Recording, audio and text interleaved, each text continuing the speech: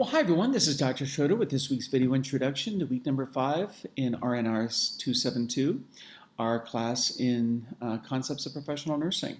And once again, in week number 4, had a very nice discussion, and primary concept that we discussed was in critical thinking and in conflict management. Both of these topics are very important. We're going to be talking about conflict again when we get to week 6, because you're going to be doing your final paper in many ways on communication, and really conflict management is really all about communication. So once again, very nice job in the discussion questions. Major concept in week number 5 is going to be doing your first presentation. I have posted in the class some information to help you with your first PowerPoint. A PowerPoint presentation is, well, the good news about PowerPoint is I think that the program itself is easier to navigate and a little bit easier to figure out than Microsoft Word is. Word and APA, there's a lot of technical little stuff that you have to know, and sometimes it can be a little bit challenging that way. PowerPoint is a little bit more creative and a little bit more fun, I think. But you are going to be creating a PowerPoint presentation on the issues that you talked about and the outlines that you have submitted on the topic related to professional nursing.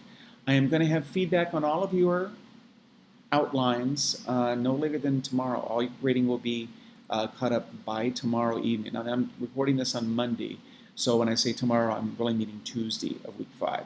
So you'll have feedback on those outlines, and I'll be able to help guide you. One of the things to keep in mind is this is going to be an audio recorded PowerPoint. Audio is fairly simple in all versions of PowerPoint. It is relatively easy to insert a audio stream or an audio recording for each of your slides. All you have to do is when you're in the slide, go to the Insert menu in PowerPoint when you're in the slide creation mode and click the Insert and then Audio and then Record Audio. The audio becomes embedded in the slide, meaning it's not in a separate file. When you save your PowerPoint, it's in there automatically. And then when you save your PowerPoint later on, the audio will go right with it. The one challenge is that it does create a very large file. It's like a music file. You know, if you've ever downloaded music, it takes longer to download music than it does like somebody's paper or an article. And that's because sometimes these files can be quite large. So when you go to upload, this is where your internet speeds are important. The faster your internet speed, the less time it's going to take you to upload that. It's not uncommon, depending on your internet speed, for it to take up to anywhere from 3 or 4 minutes up to half an hour for the presentation to upload. Just be aware of that. It does take longer to upload than your papers do. So it doesn't mean anything's wrong with your system. It's just that when you record audio, it makes for a very large file. Likewise, when you go to view the videos later on in week 6, you're going to be downloading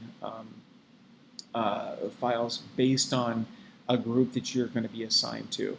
You will see in week number 5 that there are groups. There's a group A, B, C. Well, I think for this particular class, there's only going to be a group A, B, C, and possibly D. And you're going to be assigned a group where you're going to be uploading your PowerPoint to a particular group.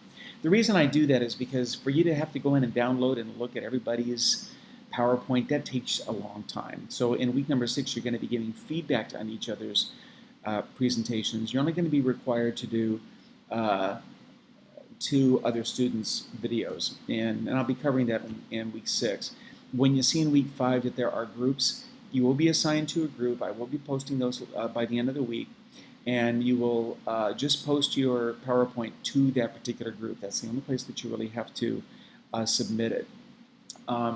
It takes a long time to even submit it to the assignments file. So as long as you get it uploaded in the correct form, the particular group that you're assigned to, that's really the only place that you need to submit it to.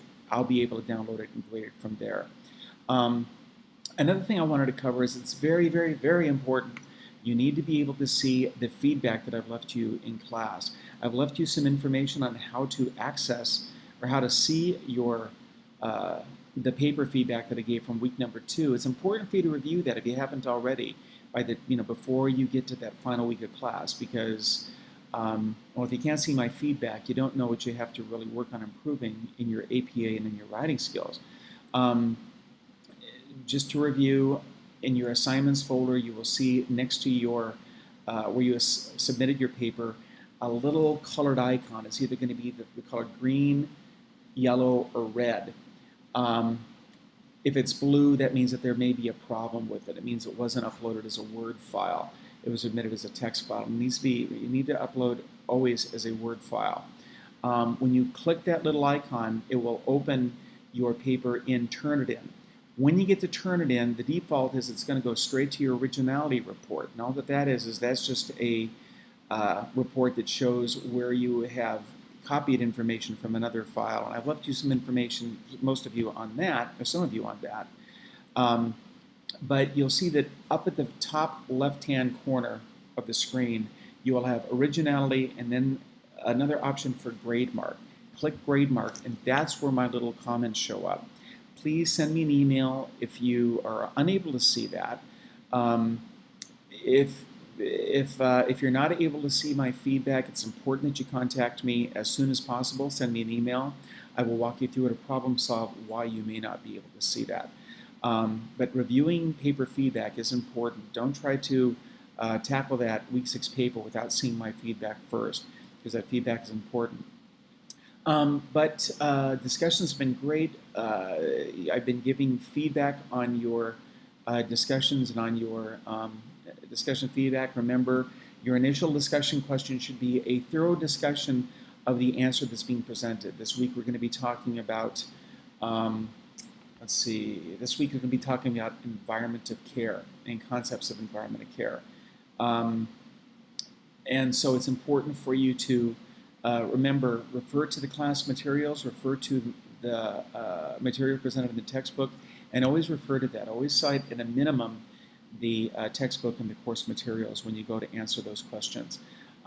It's not just meant to be a brief little snippet of information. You should be like writing a little mini paper, about 250 words or so, and following APA format as you do give those responses. But I think that everybody is really pretty much on track with that. If I've had to correct you, I've given you feedback in the discussion forum feedback. So I look forward to another great week of class. As always, let me know if you have any questions. For those of you that I've had a chance to talk with and phone conference with, you're doing great. If any of you would like to meet with me, either via video conference or phone call, please let me know. I am here available to you, and I'll make myself available to make sure that you are successful and make sure that all your answers are met. So with that, I was just enter in prayer and say, Dear Lord, be with this class, continue to be with us, continue to help us, and bring us strength, bring us wisdom, bring us guidance, and help us to be the nurses that you would want us to be. Look after us this week, and always help us to know that you are there, guiding us in this journey. Thank you, Lord, for all the beauties that you give us as you pray in your holy name. Amen. Amen. And with that, have a great week. For those of you that are football fans, that was a great Super Bowl last night. For those of you that are New England fans, congratulations. For those of you that aren't, well, I kind of count myself in that camp too, but I got to give it to them. They did well.